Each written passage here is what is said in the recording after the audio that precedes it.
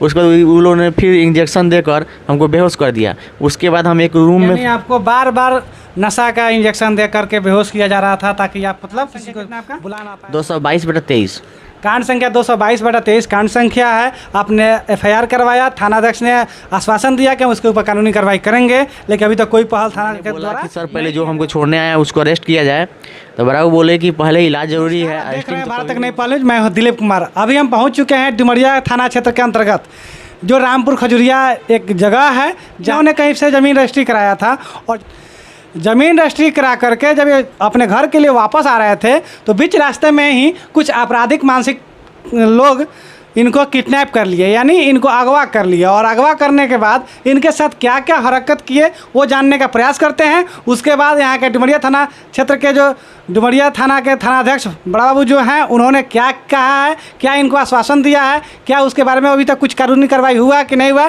इसी के बारे में संदर्भ में हम जानने का प्रयास इनसे करते हैं। सबसे पहले हम जानने का प्रयास ये करेंगे कि ये कहाँ गए थे रजिस्ट्री कराने के बाद, कि कौन कौन लोगों ने इनको अगवा किया, क्या उन लोगों को पहचानते हैं कि नहीं पहचानते हैं। क्या नाम हुआ आपका? राहुल कुमार। किस प्रकार से मामला पहले बताइए। मैं 7 तारीख को सोमवार को मोतिहारी रजिस्ट्री ऑफिस में चेहरा भी दिखाइए। रजिस्ट्री कराने गया था। रजिस्ट्री कराकर लौट रहा था, तो लौटते श्रम में जो रजिस्ट्री करता है हमको बोले कि चलिए बरियारपुर छोड़ देते हैं। बरियारपुर उन्होंने हमको छोड़ दिया और वहाँ से हम लोग खड़ा थे अपने रूट के लिए गाड़ी के लिए। और जब तक हम लोग 10-15 मिनट वेट किए, उसके बाद उधर से मोतिहारी की तरफ से एक वाइट कलर का गाड़ी आया जिसमें 5 अपराधी बैठे हुए थे। उसमें से 3 आदमी को मैंने पहचान लिया जो मेरे ग्राम रामपुर खजुरिया के निवासी थे, जिसमें से एक चंदन कुमार शाह, दूसरा उपेंद्र प्रसाद, तीसरा शरण प्रसाद थे। और 2 व्यक्ति को मैं नाम पहचान रहा हूँ लेकिन नाम नहीं जान रहा हूँ। चेहरा से पहचान रहे हैं, नाम नहीं जान रहे? बिल्कुल बिल्कुल, सामने लाया जाएगा तो चेहरा से पहचान लूँगा। और ये सब क्या हुआ कि देखने के बाद मुझे पूछे कि ज़मीन कितना रजिस्ट्री कराया है और कितना में कराया है। क्या ज़मीन उन लोगों का था क्या? नहीं, ज़मीन उन लोगों का नहीं था, उन लोगों का चाचा का ज़मीन था जो उनकी लड़की रजिस्ट्री की है। उसके बाद में क्या हुआ कि वो हमको गाड़ी में बैठा लिए। गाड़ी में बैठाने के बाद पूछे कि ज़मीन कितना रजिस्ट्री कराया है, कितना में कराया है। उसके बाद हमको मारा गया कि रजिस्ट्री क्यों कराया है। मारने के बाद हमको क्या किया गया, 2 इंजेक्शन लगा दिया गया, हम मूर्छित हो गए, बेहोश हो गए। इंजेक्शन किस चीज़ का इंजेक्शन लगा? अभी हमको पता नहीं है। लगाने के बाद हमको थोड़ा देर बाद हमको मतलब नींद से आने लगा, मतलब बेहोश हो गए। उसके लिए क्या चीज़ का था वो हमको पता नहीं है। जब हमको होश आया तो खजुरिया ओवरब्रिज हम पार कर रहे थे, तो वहाँ पे एक ले जाके होटल पे हमको उतार के रॉड से बेरहमी से दोनों हाथ और पैर को पूरा तरह क्षतिग्रस्त कर दिया गया। उसके बाद जब हम चलने में असमर्थ थे, जिसमें आँख पर भी चोट लग गया, हमको सीना में भी चोट लग गया है। उसके बाद में क्या हुआ है कि जब हम चिल्लाने लगे तो उन्होंने 100 रुपये का स्टाम्प पेपर पर 2 स्टाम्प पेपर पर हमसे साइन करा लिया, जिसकी बिक्री 25/7/2023 को हुई थी।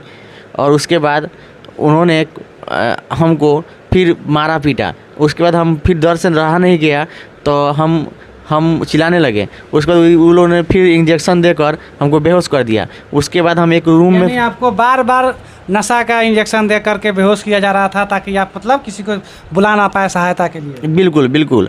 और वहाँ पे हम अकेले थे और संख्या वो लोग का काफ़ी ज़्यादा था।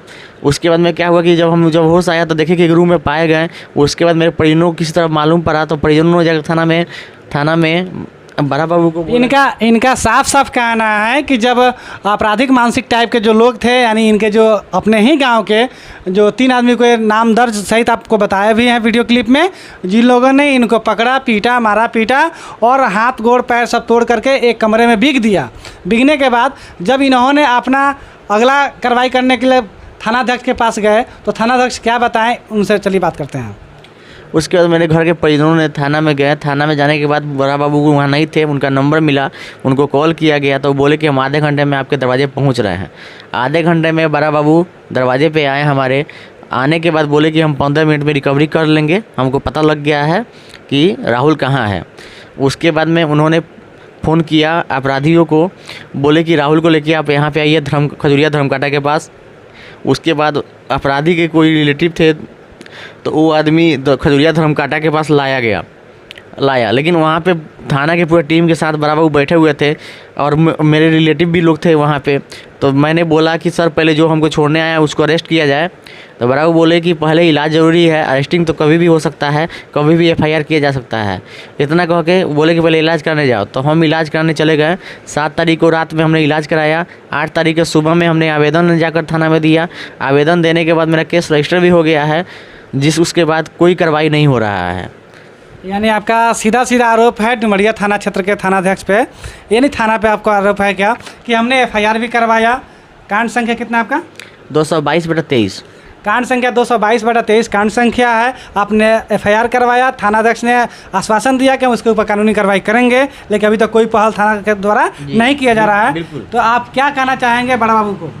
हम रोज़ बड़ा बाबू को फ़ोन करते हैं, क्योंकि हम जाने में असमर्थ है। मेरा भाई जाता है, हम फ़ोन करते हैं कि सर इस मैटर में क्या हुआ, तो बोल रहे हैं कि कार्रवाई किया जाएगा, जल्द से जल्द गिरफ्तारी किया जाएगा। एक कहानी रोज़ हमको सुनाया जा रहा है। केवल आपको आश्वासन मिल रहा है? कि सिर्फ आश्वासन मिल रहा है, कोई कार्रवाई नहीं हो रहा है, कुछ नहीं हो रहा है। और अपराधी द्वारा बार बार हमको धमकी दिया जा रहा है कि तुम्हारे बच्चे को उठा लिया जाएगा, तुम्हारे घर को बर्बाद कर देंगे, मार देंगे, उठा देंगे। इस प्रकार का काफ़ी धमकी मिल रहा है और इस पर प्रशासन मौन करके बैठी हुई है, कोई नहीं है। मैं अपने थाना अध्यक्ष महोदय से मैंने गुहार लगा रहा हूँ कि इस अपराधी को जल्द से जल्द पकड़ा जाए, गिरफ्तारी किया जाए।